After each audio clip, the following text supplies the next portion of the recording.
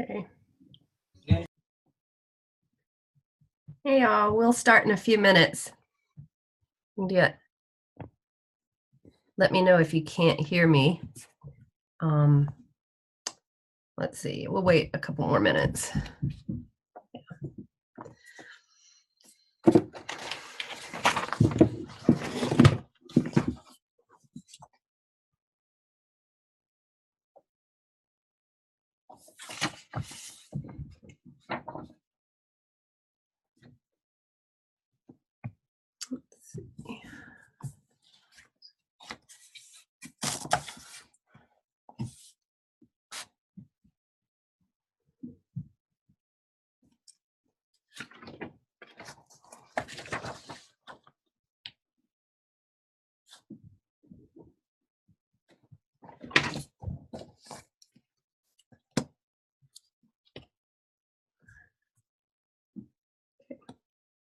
We'll start in about 2 minutes.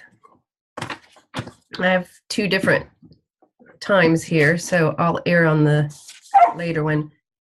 Sorry, Jack, no barking. Give me an hour.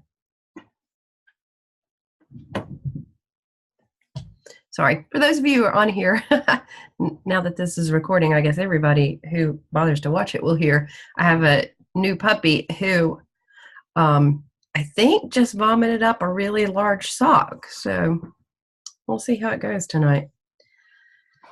I guess it's probably better if it came up. Let's see. Okay.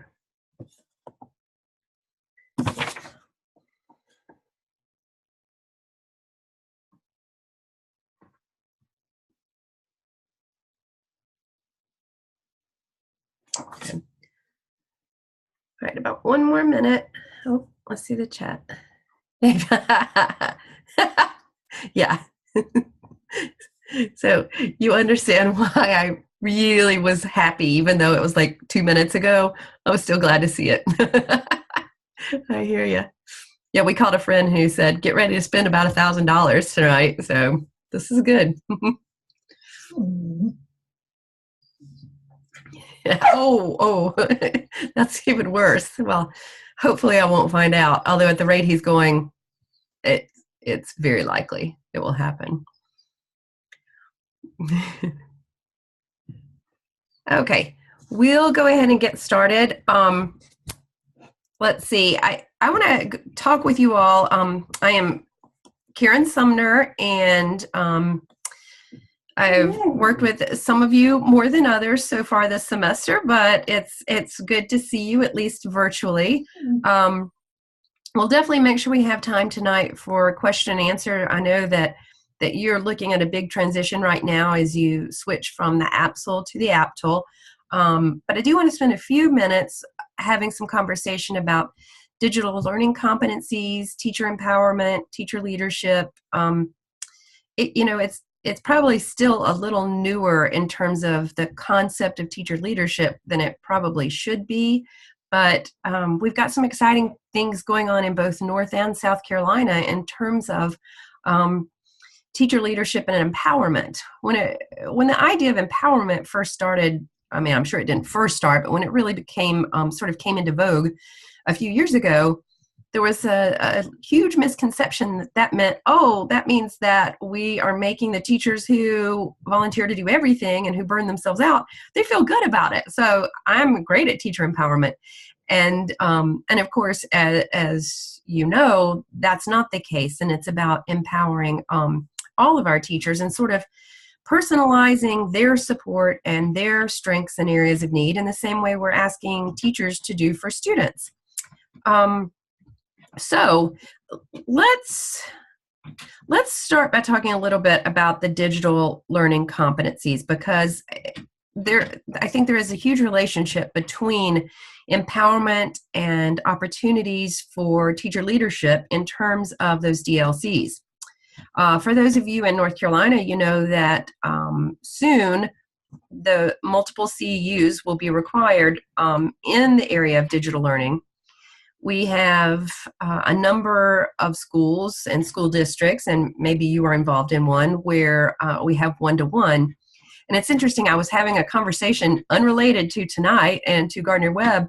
I was having a conversation with two recently retired superintendents today, and they've had a chance to do a lot of work on teacher leadership across the state. And they said, we're working with a lot of districts who have gone one-to-one, and we are not seeing leadership as a part of that consistently at all. And we're not really seeing a lot of visible, obvious connection to student learning and student achievement. And it really got me thinking, and I argued with them both a little bit, because I said, well, I've seen examples of that.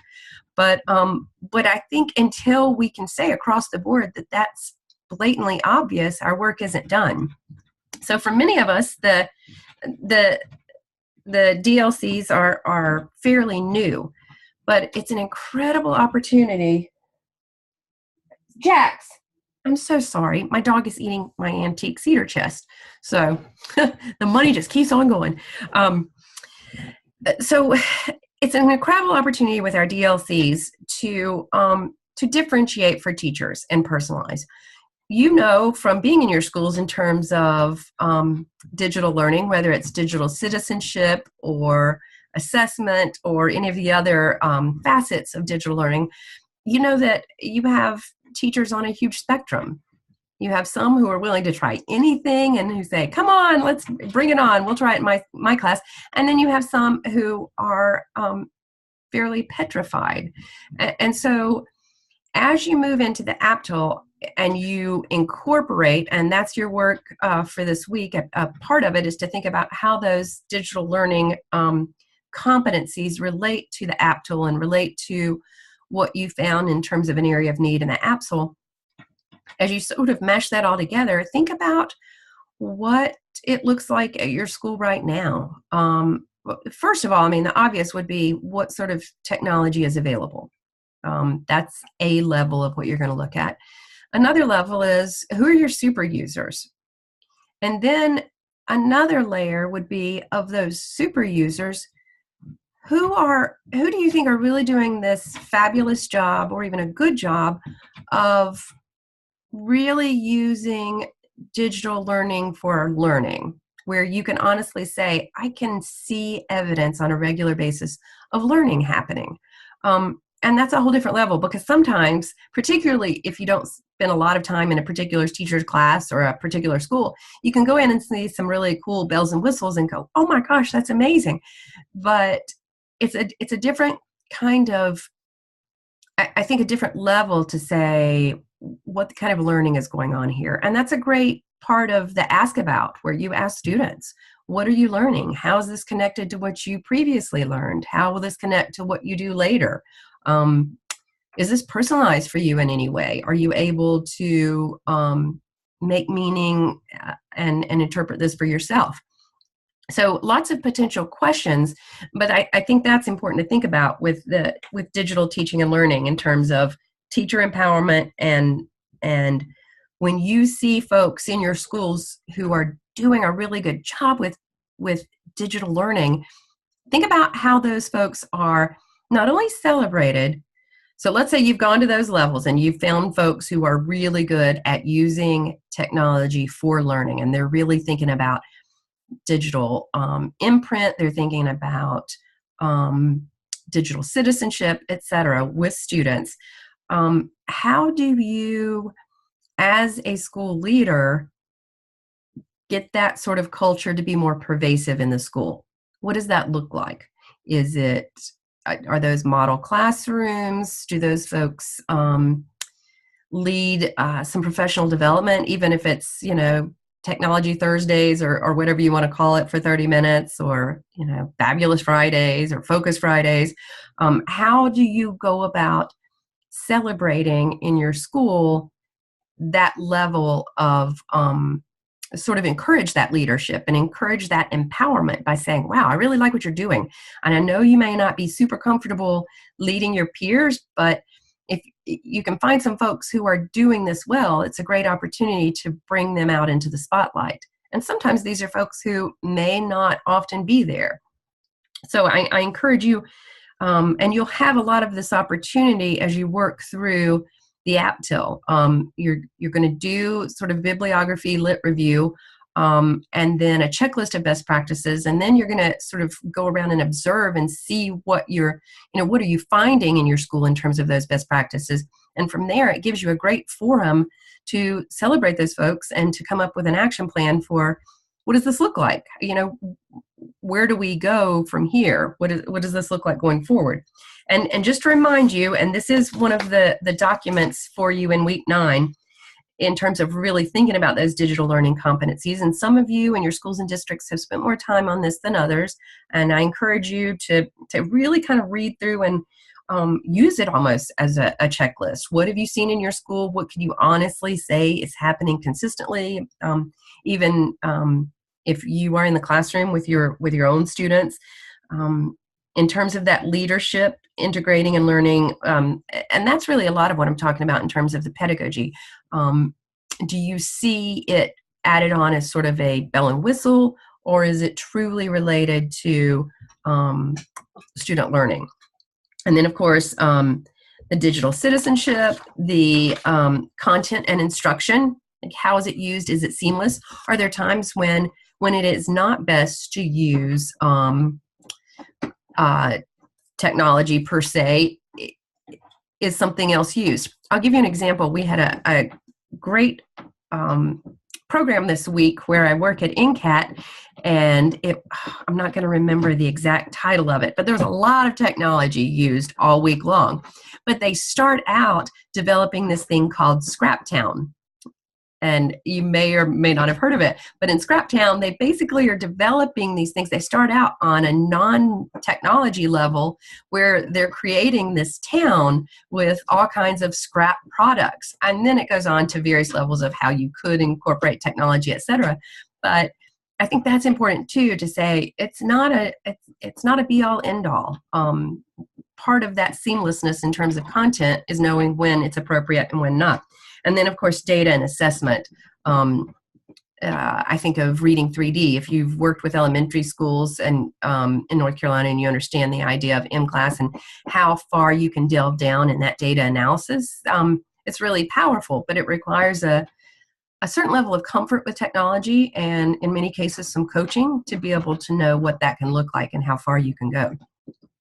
So let me pause for a minute. That's a lot of talking on my part, and see what kind of questions you might have in terms of digital teaching and learning, in terms of how that relates to empowerment and leadership. And you may, instead of a question, you may have a comment and say, I'm really seeing some neat things going on in my school, and you want to share that. Sorry. I'll mute for a moment while I wait for you to share.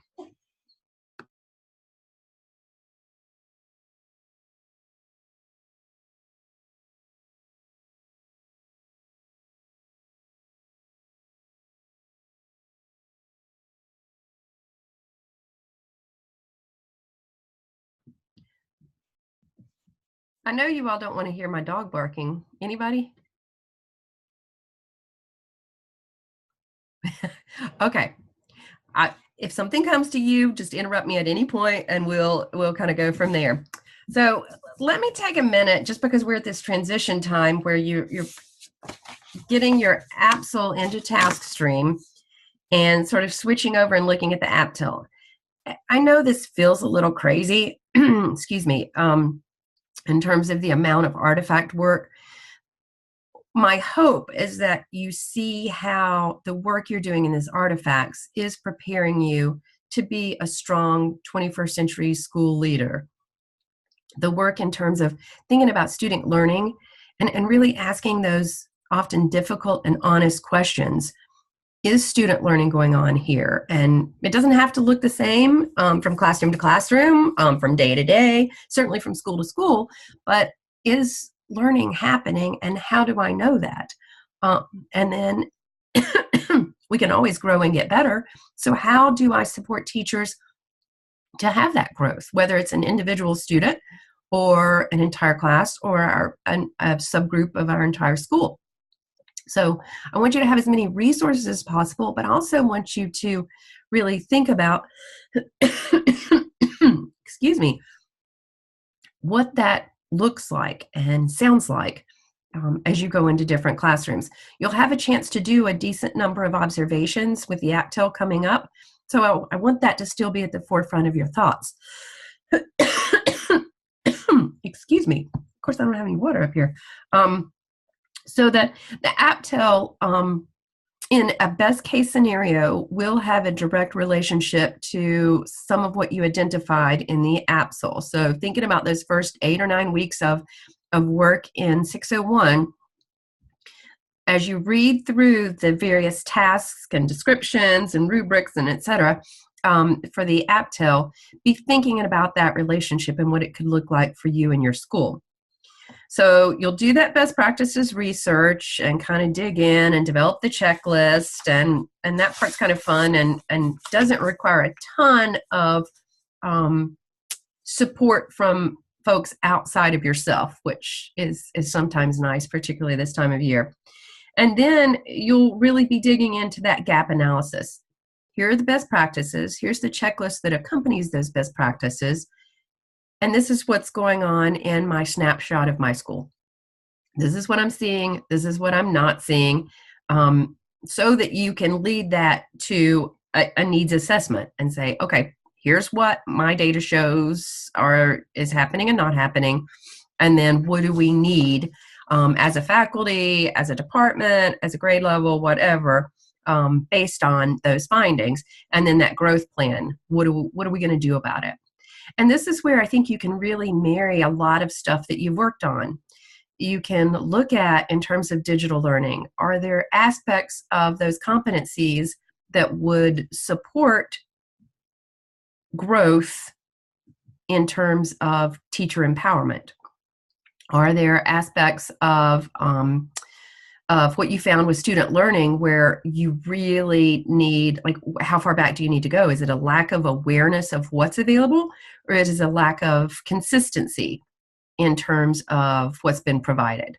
So all kinds of things can make a difference. Do you have an instructional coach or a literacy coach, or is there a data team in your school that's really strong? So there are just all kinds of options and possibilities, and it's a perfect example of how there's no one right answer here. It all depends on you and your work and your school and what you find and where your school is. So that's kind of what we've got going on with the APTEL. Hopefully you're getting everything into TaskStream. Once you get comfortable with TaskStream, it's easy, but this first time it's a beast. I understand that. So the best thing to do if you have trouble with TaskStream is probably to go to your clinical coach, because those are the people who really can kind of take you through and guide you. And each semester, what we're doing is sometimes tweaked a little bit. So those people are the best ones to sort of support you in terms of, in your semester, this is what you need to do and this is what it looks like. So certainly call on those folks, and if you have any trouble or your clinical coach can't answer it, then certainly feel free to email one of the three of us, the 601 instructors, and we're glad to help too. So now I feel like I'm really talking a lot at you. Questions, comments, thoughts, advice?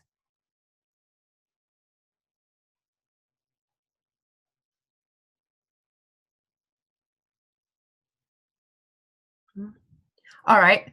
I tell you what, I'm so bad at the long pregnant pause. I need to work on that. Somebody give us some good news. Personal, professional. Maybe that'll break the ice. Good news?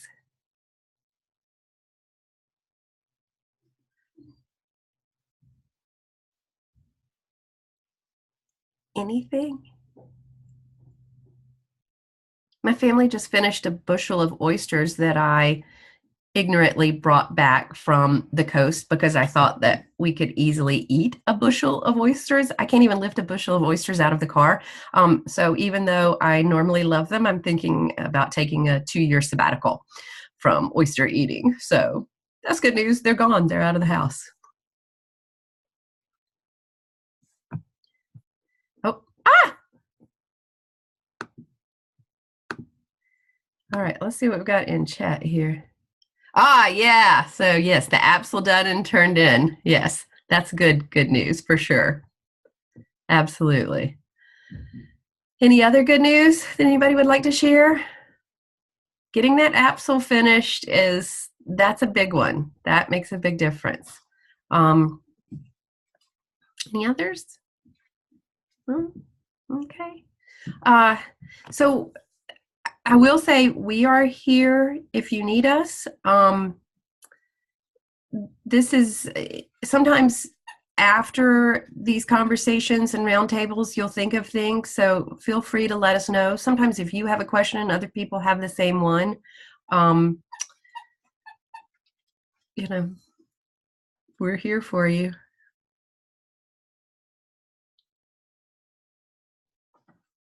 Anybody? Questions, thoughts, comments?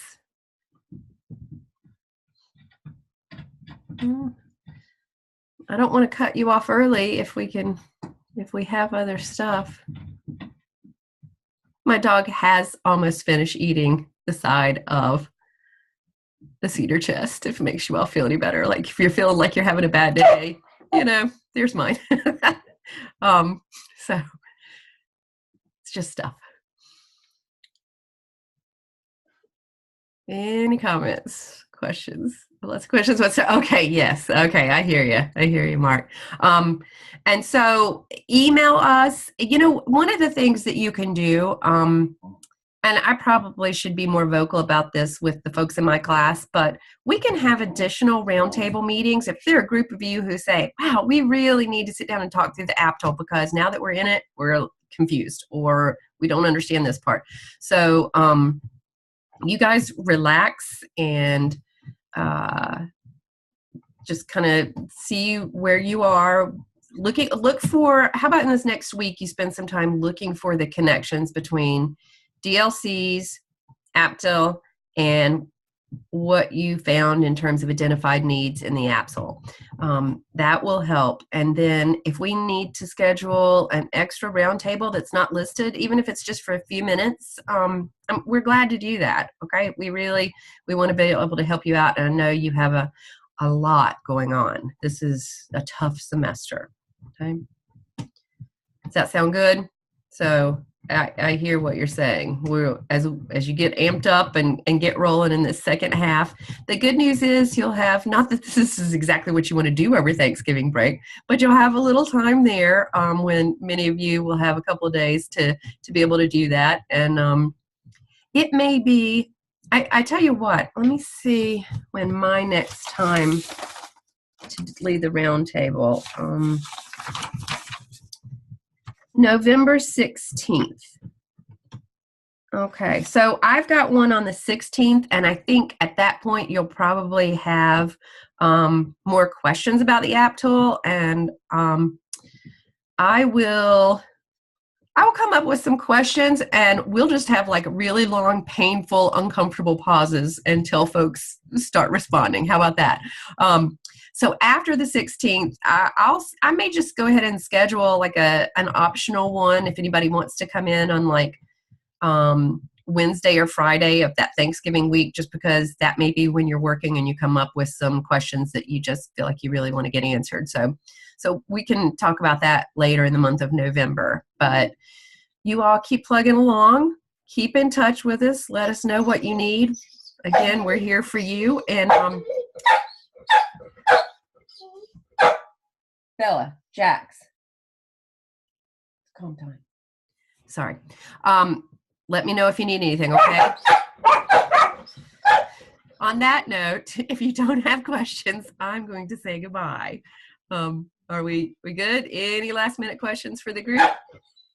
I think I'm sending mine to boarding school. I never understood that as a parent of children, but I understand that of dogs. So You're getting ready to go away for a while. Let us know if you need anything, okay?